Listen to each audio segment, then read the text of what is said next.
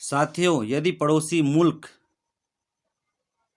ने आपके मुल्क की ज़मीन पर कब्जा कर लिया है तो आपके अंदर इतनी ताकत होगी, इतनी ऊर्जा होगी उससे लड़ने के लिए, इतना आक्रोश होगा उससे लड़ने के लिए कि उस आक्रोश, उस ताकत का कहना ही क्या। लेकिन यदि आप निहत्थे होकर उससे लड़ने चले जाएंगे जंगे मैदान पे, तो शायद आपका जो सत्य है वो धरा का धरा रह जाएगा। आपकी ज़मीन भी गई और आपका ज़मीर भी गया और आपका जीवन भी गया, आपका कुछ भी नहीं बचेगा।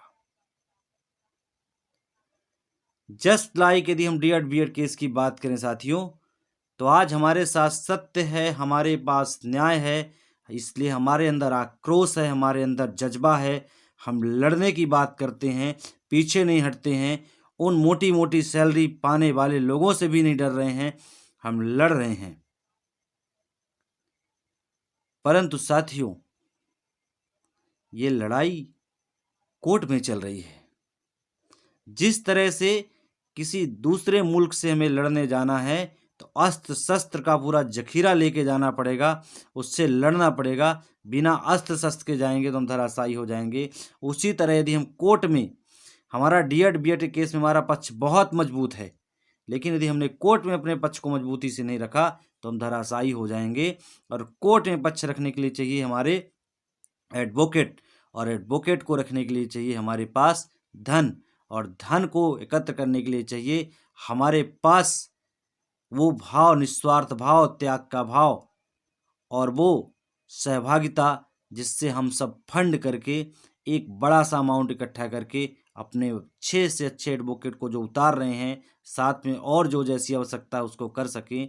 अन्यथा हम केस हार जाएंगे, और केस हार जाएंगे अर्थात सब कुछ सत्य होने के बाद, हमारे पास आक्रोश होने के बाद, हमारे पास न्याय होने के बाद हम हार जाएंगे, क्योंकि हमारे पास उस अस्त्र शस्त्र की कमी हो गई जिससे हमें दुश्मन से लड़ना है। तो साथियों, वो अस्त्र शस्त्र इकट्ठा करना है, उसके लिए हमें कोई बारूद, कोई बम, कोई गोले नहीं चाहिए। उसके लिए हमें मात्र धन चाहिए, जो एक बहुत छोटी सी बात है। और उसके लिए पीछे हटना शायद सबसे बड़ी हमारी मूर्खता है, और हम दूसरों के भरोसे बैठे रहें, ये तो महामूर्खता है। इसलिए आप सबसे आग्रह है कि आप इस वस्तु स्थिति को समझ करके आगे हाथ बढ़ाइए। इसलिए आप सबसे आग्रह है कि इस वक्त की नज़ाकत को समझिए और अपनी करामात को दिखाइए। अन्यथा जब हमारे हाथ में कुछ नहीं बचेगा, निकल जाएगा, समय निकल जाएगा, तो फिर हम पछताते रह जाएंगे और हाथ मलते रह जाएंगे, और हमारा प्रतिद्वंदी जश्न मनाएगा और हमारा मजाक उड़ाएगा, फिर हमारे पास कुछ नहीं बचेगा।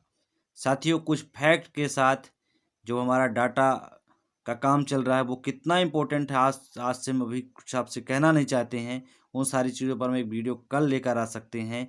पर आप इस महासंग्राम में यदि हैं तो आप अपनी सहभागिता सुनिश्चित करिए, आप एक नायक बनकर निकलिए। अन्यथा